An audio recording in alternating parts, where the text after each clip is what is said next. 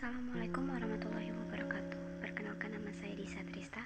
Di sini saya akan menjelaskan tentang uji validitas dan reliabilitas.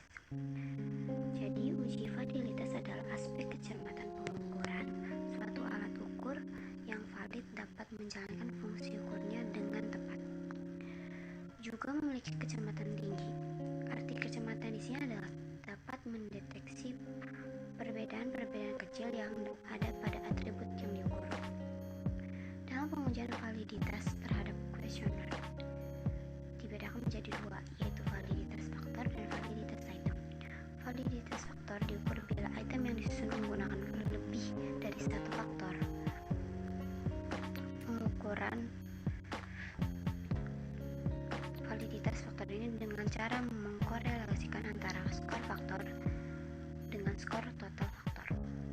Validitas item ditunjukkan dengan adanya korelasi atau dukungan terhadap item total. Perhitungan dilakukan dengan cara mengkorelasikan antara skor item dengan skor total item. Untuk melakukan uji validitas ini menggunakan program SPSS. Contohnya, pertama, buat skor total masing-masing variabel, lalu klik analysis, lalu klik lagi correlate, lalu klik bivariate. Yang ketiga, masukkan seluruh item variabel X ke variables, lalu checklist person, checklist lagi to tiled, dan yang terakhir ada checklist select, lalu klik OK. Lalu di sini ada tabel rangkuman hasil uji validitas dari variabel dari atas.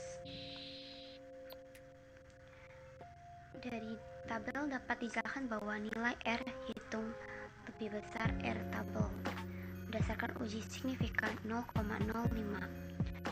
Artinya bahwa item-item tersebut di atas valid.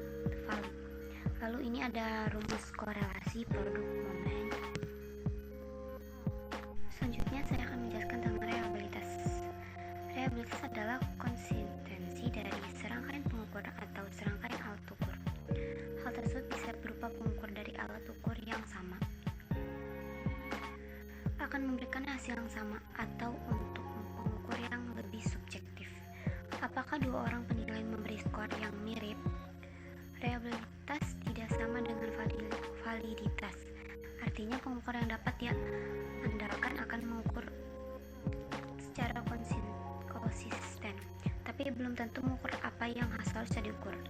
Dalam penelitian, reliabilitas adalah sejauh mana pengukuran dari suatu tes tetap konsisten setelah dilakukan berulang-ulang terhadap subjek dan dalam kondisi yang sama. Penelitian dianggap dapat diandalkan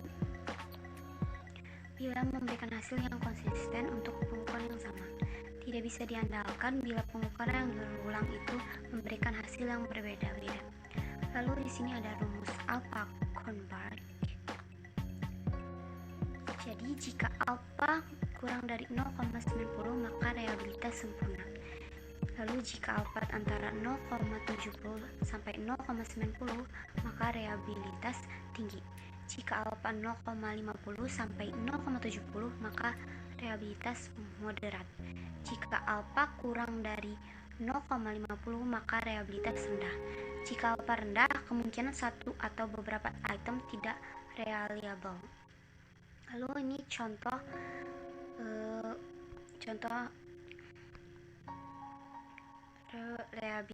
reliabilitas.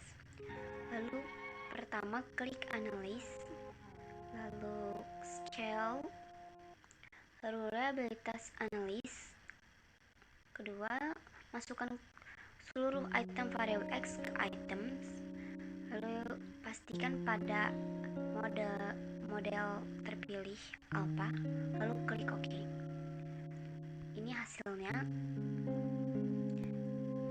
Jadi saya pakai nilai yang sama validitas.